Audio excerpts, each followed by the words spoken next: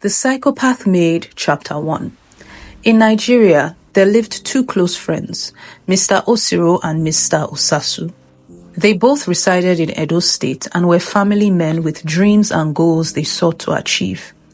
Mr. Osiro was married to an Edo woman named Imose, and together they had 3 children: Uwadia, their first son; Neda, their second child; and Odia, the youngest. Likewise, Mr. Osasu was also married to an Edo woman, Mrs. Imariabe, and they had one son, Igide. Despite their deep friendship, the two men had never met each other's families. That changed one day when Mr. Osasu was invited to the birthday celebration of Mr. Osiro's first son, Uwadia. However, only Mr. Osasu and his son Igide attended. They enjoyed the celebration, but Mr. Osasu's wife, Mrs. Imariabe, did not accompany them. She had a secret from her past, one she had never shared with her husband, which made her deeply resent his friendship with Mr. Osiro. For this reason, she always refused to attend any of Mr. Osiro's events. Time passed, and both friends traveled to Abuja for a job interview. By this time, their children had grown up and were studying abroad. During the interview, only Mr. Osiro secured a position as the manager of the electronic company limited. Mr. Osasu was disappointed, but Mr. Osiro reassured him that better opportunities lay ahead. A few days later, they met for lunch to discuss the future. While they were eating, Mr. Osiro said, "Come on, bro, don't be sad.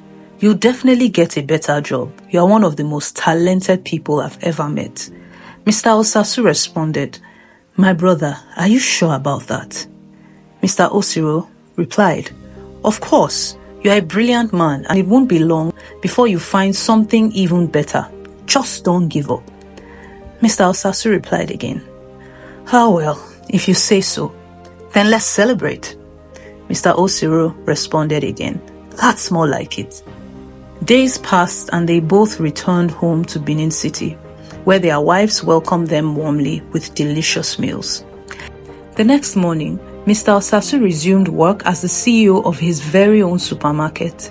His business was thriving and his wife was proud of his success. To celebrate, she made his favorite meal after he returned from a long day at work. The following morning, after Mr. Osasu had left for work, a letter arrived at their home. Mrs. Imariabe took it and read it before her husband could see it. The letter read, "My dear friend, congratulations on your business success. I'm sorry about the unsuccessful interview in Abuja, but I am truly glad that you are doing well. You are a great and brilliant man, and I have no doubts that better opportunities await you. I'm writing to inform you that my children will be arriving soon, and I would love for you to come over and see them this Saturday. Please feel free to bring your wife and my boy Igide. I'm sure he has grown so much. Hope to see you soon. Yours faithfully, Mr. Osiro." As Mrs. Imariabe finished reading, she clenched the letter in disgust and muttered with hatred, "So you think you can just steal my husband's luck like that? He's not going anywhere. Never. Mr. Osiro, you will pay for taking my husband's job in Abuja. I will make your life miserable." That evening around 8 p.m., Mr. Osasu returned home from work. His wife greeted him with a warm embrace. "Welcome, my love. I've missed you." Mr. Osasu replied, "Oh, my sweetheart, I missed you too." They hugged each other. "So what's for dinner, my wife?" Mrs. Imariabe replied, "I made okra soup with wheat swallow. I hope you like it." Mr. Osasu replied, "Like it? I love anything my wife cooks for me." They both sat down in the dining room to eat and their conversation began. Mr. Osasu began the conversation. "Oh yes, I remember Mr. Osiro said he would send me a letter today. My love, did you receive any letter from the mailman?" Mrs. Imariabe replied, "Letter? I didn't get any letter. Maybe he'll send it another day." Mr. Osasu replied, "That's strange. I'll call him tomorrow morning before I go to work."